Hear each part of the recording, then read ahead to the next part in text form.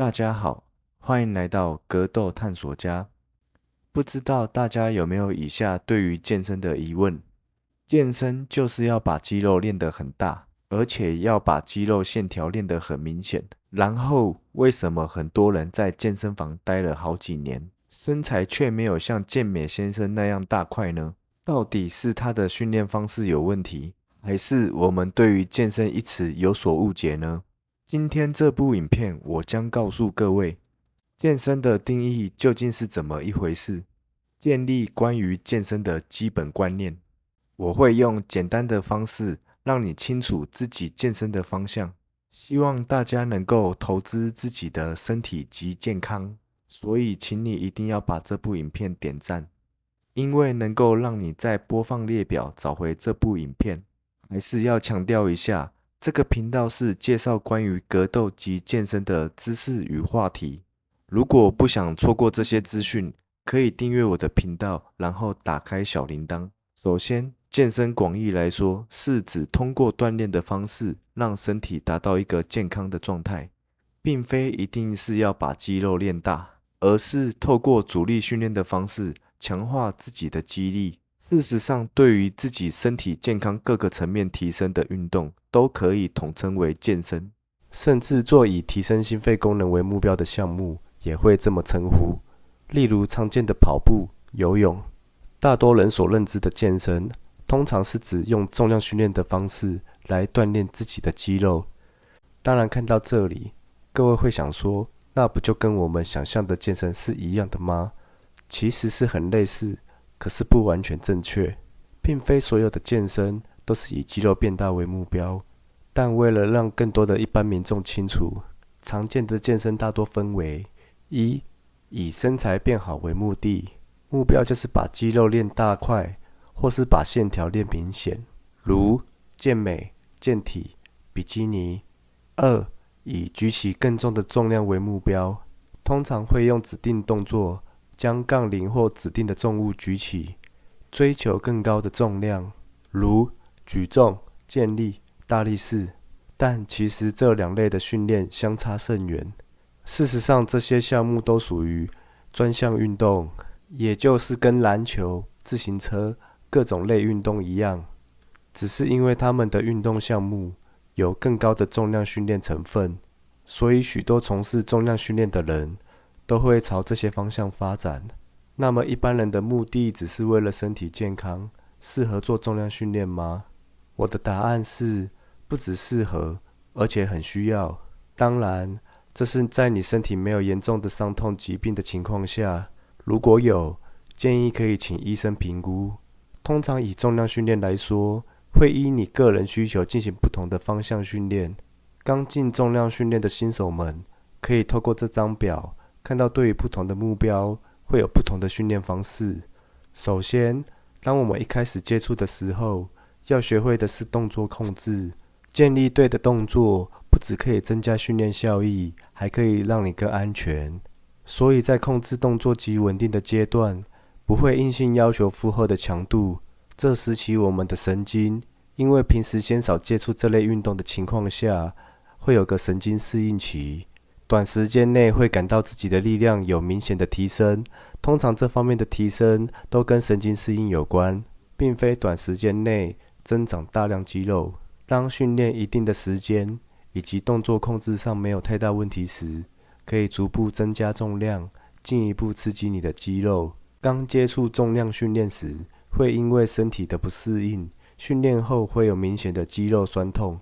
我们称之为延迟性肌肉酸痛。随着训练时间的拉长，延迟性肌肉酸痛的酸痛感比较不会像刚开始这么明显，持续时间也会比较短。当我们从神经适应期，再到肌耐力训练期，然后到肌肥大训练期，之后会依据个人的需求，进入肌力训练期以及爆发力训练期。以上的训练周期，我们会依个人需求，按比例去分配自己的训练比重。例如我们先前提到的一般人，没有追求身材，也没有追求举重物的情况下，为什么要从事重量训练？这个问题，我认为是个非常重要的一个问题，以下我所说的内容，你要有耐心的听，因为这个问题会攸关你我未来的生活。首先，我们建议从事重量训练的目的是锻炼各位的肌力。那锻炼肌力对于一般人的帮助是，除了肌肉的力量提升外，骨质、神经也会受到刺激而提升。这些功能是我们人体日常生活中所需功能。问题是，因为随着科技的进步，大多人的生活会越来越方便，导致我们身体力行的比例会大幅减少。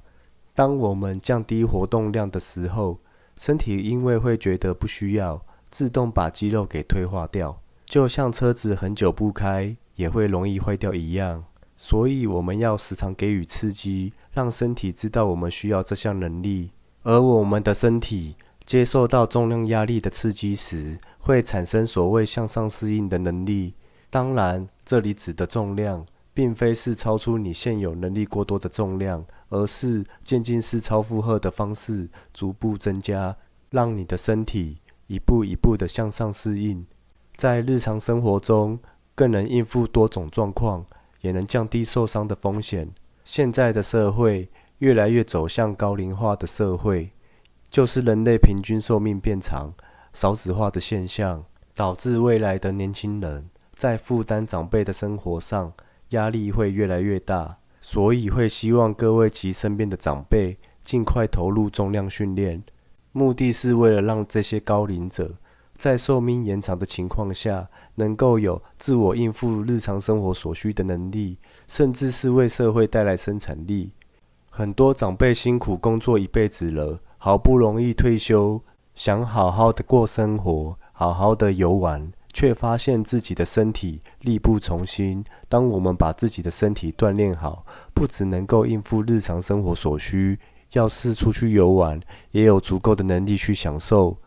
就不必担心所谓肌少症及肌力退化的问题。而其实肌少症这个问题有越来越年轻化的趋势，就如前面所说，运动量大幅下降的年轻人也可能产生肌少症甚至骨质疏松的问题。相信看到这边，很多人早有疑问，我平时的工作就是做粗活的，根本不用担心肌少症的问题。当然，这个情况相对于极少量运动的人来说是好很多的。不过我们大多工作上的粗活，称之为劳力，跟我们平时做重量训练以训练的目的性不同。像我们前面提到关于重量训练的目的的不同，会套用不同的训练模组。那一般劳动工作所生产的劳力，真的有符合需求吗？必须对症下药嘛。而且在我们操作重量训练的同时，对于动作的品质要求相对会比较严格一点，因为目的就是以健康及安全为目标，并非一般劳力甚至是散步可以取代的。重量训练与格斗，相信会看我频道的观众，想必你们都是因为格斗而来的，也因为本频道以格斗为主。最后来聊聊重量训练对于格斗的帮助。应该有不少人听到我前面的解说，就知道其实重量训练对于任何关于运动都有帮助了。简单的来说，如果今天有两位学习同样的格斗，而且技术水平在相同程度的情况下，肌力较大的一方就是决定胜负的关键。当然这边也跟体能有关系，但我们这边就先拿肌力来说，在未接触任何格斗运动的时候，光是做重量训练就可以增加我们与人搏斗时的胜算了。因为光是力量大就占了一大优势。如果我们今天光有漂亮的格斗技巧，打出来却没有力量，会被认为是花拳绣腿。当我们今天有技术又有力量的话，才能发挥格斗武术的最大效用。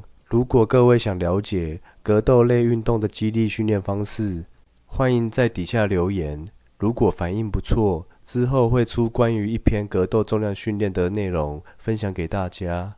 以上就是本集关于健身的内容，只要在本集中有一点点资讯有帮助到你们，我就非常满意了。如果你们不想错过关于格斗及健身相关知识与话题的话，还是呼吁各位订阅我的频道，并打开小铃铛，再把影片分享出去。在这祝各位文武双全，身心富足。我们下次见，拜拜。